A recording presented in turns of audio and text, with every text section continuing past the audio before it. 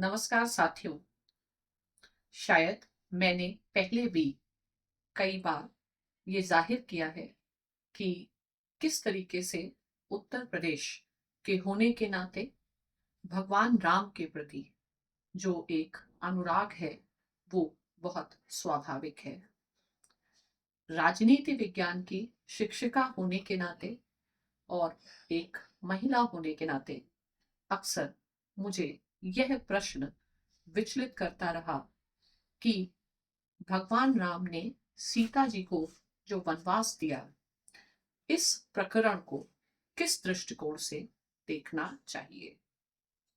और मुझे इसका उत्तर मिला राजनीतिक दर्शन में। चाहे हम पाश्चात्य दर्शन की बात करें या भारतीय दर्शन की बात करें, तो आरंभ करते हैं। मुद्दा है कि अक्सर यह एक अत्यंत विवादित प्रश्न रहा कि रामचंद्र जी ने सीता को वनवास देकर उनके अधिकारों का हनन किया और उनके साथ अन्याय किया। इस पर मेरा क्या दृष्टिकोण है, यह मैं आज आपके साथ साझा करना चाहती हूँ। तो सर्वप्रथम यदि हम एक पश्चिमी विचारक की बात करें, जैसे रूसो, जिन्होंने लोक संप्रभुता का सिद्धांत दिया। लोक संप्रभुता का सिद्धांत कहता है कि जो जनता की आवाज है वो ईश्वर की आवाज है। एक कंसेप्ट है, वॉक्स पॉपुली इज वॉक्स डे, और इसलिए लोक संप्रभुता को काफी महत्व दिया जाता है। और हमारे संविधान में भी संविधान का जो आधार है वो लोक संप्रभुता यानी पॉपुलर सोवरेनिटी को माना गया। कह सकते हैं कि पॉपुलर सोवरेनिटी का one of the earliest example आप रामचरितमानस में भगवान राम के चरित्र के माध्यम से देख सकते हैं। और प्रकरण वही है कि एक जनता में से एक व्यक्ति के कहने पर उन्होंने अपनी पत्नी को वनवास दिया। तो इस पूरे प्रकरण को आप किस दृष्टिकोण से देख सकते हैं? पहला तो ये लोक संप्रभुता का एक उदाहरण कहा जाएगा कि कैसे राजा का कर्तव्य है पॉपुलर सोवरेनिटी को मान्यता देना।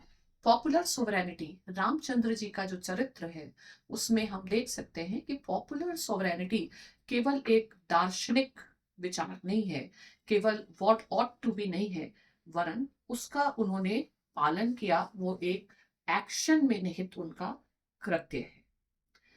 अब प्रश्न उठता है कि क्या यह कार्य उचित था या अनुचित था? तो मेरे दृष्टिकोण से रामचंद्र जी मर्यादा पुरुषोत्तम हैं और शायद ऐसा संभव नहीं है कि उनके द्वारा जो भी निर्णय लिया गया वो गलत हो। वो तो खुद ही आदर्श हैं और एक आदर्श के रूप में हमें उनके चीजों को समझना है। तो जब वह ऐसा निर्णय ले रहे हैं तो राजा के किस आदर्श का वो पालन कर रहे हैं? ऑब्वियसली वह राजधर्म का पालन कर रहे हैं और राजधर्म का सबसे बड़ा नैतिक आधार है लोक संप्रभुता। तो यह राजधर्म था। अब इस संदर्भ में मैं मैकियावेली के भी विचार आपके सामने रखना चाहती हूँ कि मैकियावेली ने क्या बताया है। मैकियावेली ने दिया एक डुअल मोरालिटी का कॉन्सेप्ट। हालांकि लोग उसको समझने में भी अक्सर गलती करते हैं और मैकियावेली को अनैतिक मानते हैं, पर ऐसा नहीं है।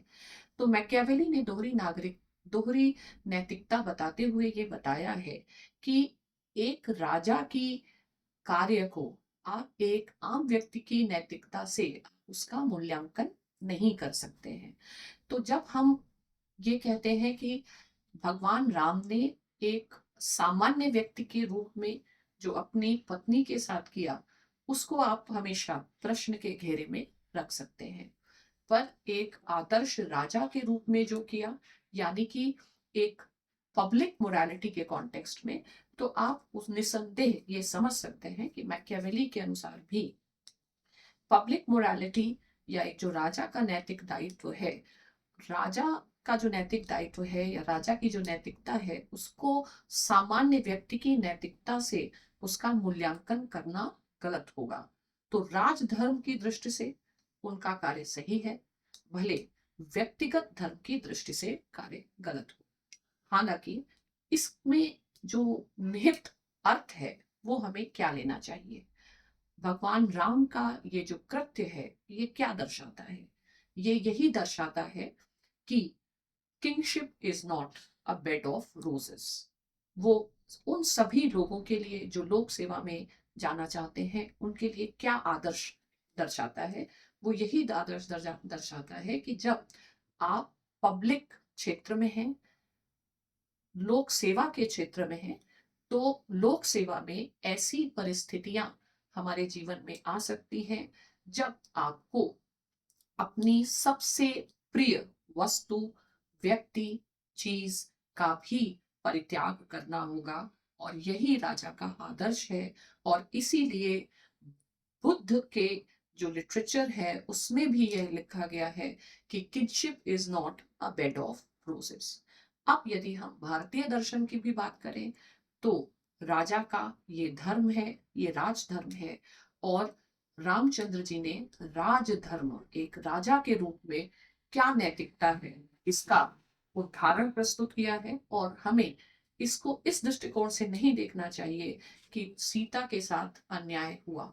हमें इस दृष्टिकोण से देखना चाहिए कि कैसे अपनी सबसे प्रिय चीज को भी आपको लोक सेवा के क्षेत्र में अगर है तो उसको न्यौछावर करना होता है। तो प्रश्न ये है कि यह कृत्य आप किस दृष्टिकोण से प्रश्न लगा रहे हैं, उनके राजा के कार्य के रूप में या एक साधारण व्यक्ति के रूप में?